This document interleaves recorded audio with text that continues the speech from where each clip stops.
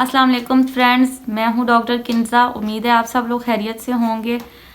आज की homeopathic medicine एंटमटार्ट के बारे में हम बात करेंगे।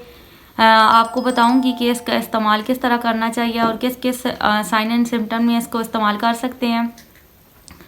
एंटमटार्ट जो है ये ब्रोंकाइटिस की बीमारी के लिए भी है, अगर आपको फ्लू एंड कफ है इसके लिए भी है, और आपको रेस्पिरेटरी सिस्टम से मुतालिक जो भी प्रॉब्लम है उससे भी आप यूज़ कर सकते हैं।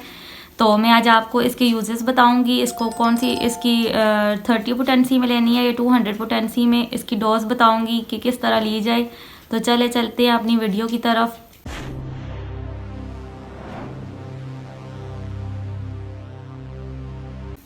तो जैसा कि मैंने आपको बताया है कि रेस्पिरेटरी सिस्टम पे एंटमटार्ट जो है वो बहुत अच्छे से काम करती है। अगर आपको आपकी सांस तंग हो रही हो, आपको सांस लेने में दिक्कत हो रही हो, तो इसमें भी अगर आप एंटमटार्ट ले सकते हैं। सांस भी इस तरह से तंग हो रही हो, अगर आप लेटें तो आपकी सांस ज़्यादा तंग होने लग जाए और आप एकदम से उठ के बैठे तो आपको थोड़ा सा उसमें आराम महसूस हो, तो इस तरह आपको एंटमटार्ट लेनी चाहिए। 200 पोटेंसी में बड़े ले सकते हैं। सुबह दोपहर शाम डायरेक्ट अपनी ज़ुबान पर 3-3 कतरे डाल लें। और अगर इसका जायका भी थोड़ा कड़वा होता है, तीखा सा होता है, अगर आपको इस तरह आप नहीं ले सकते तो आप इसको आधा कप पानी में 10 कतरे डालकर भी पिए, तो इससे भी आपको अफाका होगा।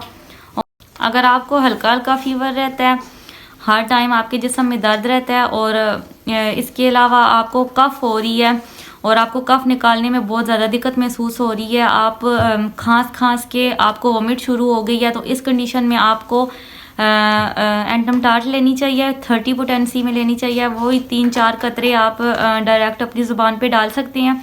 और इसके साथ वोमिट के लिए आपको इसके साथ आपको वोमिट के लिए एपिकॉक लेनी चाहिए। वो भी 30 पोटेंसी में आपको इतनी मिकदार में लेनी चाहिए ताकि आपकी वोमिट ख़त्म हो सके।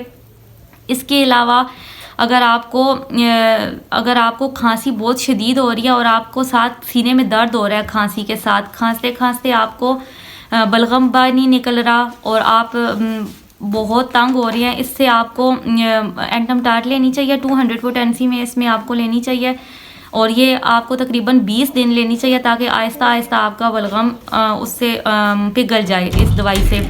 और इसमें ये होगा कि आपको स्टीम लगवाने की भी ज़रूरत नहीं पड़ेगी। अगर आपको दमा की तकलीफ़ है, अगर आपको सांस लेने में दुश्वारी हो रही है, अगर आप चलते हैं तो आपको सांस फूल जाता है, और अगर आप बहुत ज़्यादा हैवी काम करते हैं या कोई भी काम करते हैं तो आपको सांस की लेने में दुश्वारी होने लग जाती है, तो इसमें भी एंटमटार्ट जो है बहुत इफ़ेक्टिव मेडिसन है। तो बाज़ औक़ात सीने में से खरखराहट की आवाज़ें आने लग जाती हैं, तो वो आवाज़ें बाज़ औक़ात तो ऐसे ही सुनाई दे सकती हैं, और छोटे बच्चों में तो ये आवाज़ें जो हैं वो स्टेथोस्कोप की मदद से सुनाई देती हैं। वैसे तो इतना ख़ास नहीं फ़र्क पड़ता, लेकिन जो बुज़ुर्ग हैं उनमें ये आवाज़ें इतनी शदीद हो जाती हैं कि खरखराहट की आवाज़ पास बैठे हुए शख्स को भी आती है।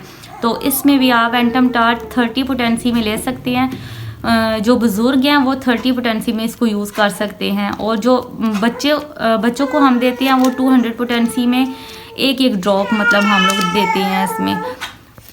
अगर आपको ब्रोंकाइटिस की प्रॉब्लम है, आपको कफ करने में बहुत ज़्यादा दिक्कत महसूस हो रही है, तो इसमें भी आप एंटमटार्ट 200 पोटेंसी में ले सकते हैं। आज के वीडियो में मैंने आपको एंटमटार्ट का इस्तेमाल बताया है, किस किस बीमारी में इसको यूज़ करना चाहिए, इसकी पोटेंसी के बारे में बताया है।